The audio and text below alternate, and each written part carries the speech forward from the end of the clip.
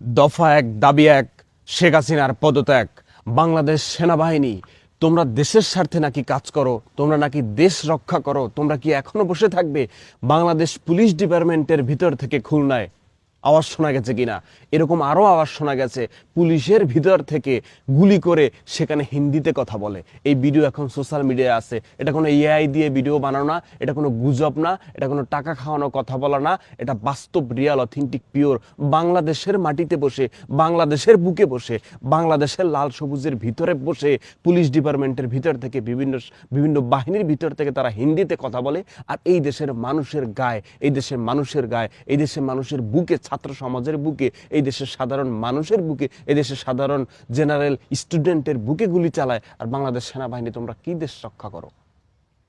তোমরা নাকি দেশ রক্ষা করো ভাই? তোমাদের রক্ত কখন গরম হয়ে উঠবে? বাংলাদেশের বুকে বসে হিন্দিতে কথা বলছে, বাংলাদেশের মানুষের গায়ে গুলি চালানো হচ্ছে, তোমরা কখন জেগে উঠবে? যখন ইচ্ছা তখন জেগে উঠিও ভাই। বাংলার মানুষ এখন আর ঘরে বসে নাই। গতকালকে দেখছো, এখন দেখবা আসছে ফাগুন, আমরা আরো দ্বিগুণ হব না, আমরা অলরেডি দ্বিগুণ হয়ে গেছি। আমরা অলরেডি দ্বিগুণ হয়ে গেছি। কিভাবে আমাদের মানুষ এখন রাস্তায় বের হয়েছে, সর্বস্তরের মানুষ এখন রাস্তায় বের হয়ে গেছে।